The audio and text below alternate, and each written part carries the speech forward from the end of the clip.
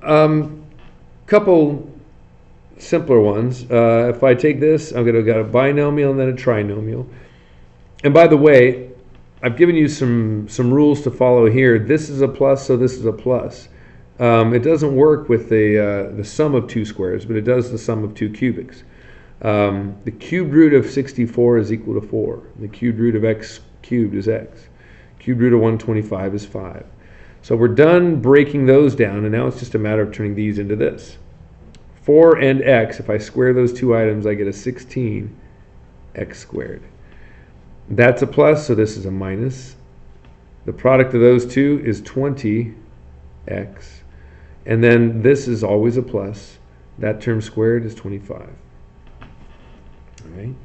A couple others that we might want to look at. This looks weird, but it's not, there's no difference here. That's a perfect cube. It just involves two parts. So that's an x and a y. This is a minus because that's a minus, and the cubed root of 1 is still 1. So we have a trinomial to follow. If I square that first term, it's x squared y squared. If I multiply that times that, I just get an xy because it's times 1. But the sign should be a plus.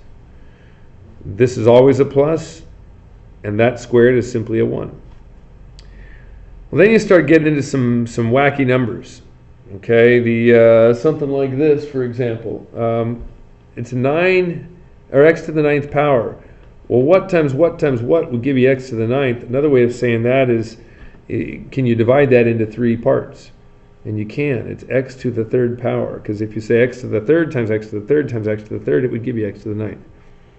And a lesser known perfect cube, 343, the cube root of that is 7. So now I square this, which means I raise this power to a power of 2. I got to multiply that, or x cubed times x cubed would be x to the 6th power. That times that is equal to a positive 7x cubed, and that thing squared would be a plus 49. And then we're just getting out of control here.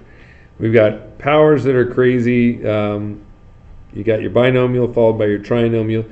You divide each of those by 3. You get x squared and y cubed. That's a minus because that's a minus. And then I get z to the 4th and w. I'm going to need to make more space here.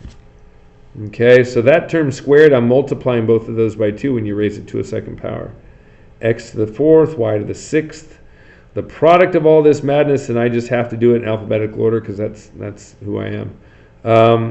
I end up with a w, an x squared, a y cubed, and a z to the 4th.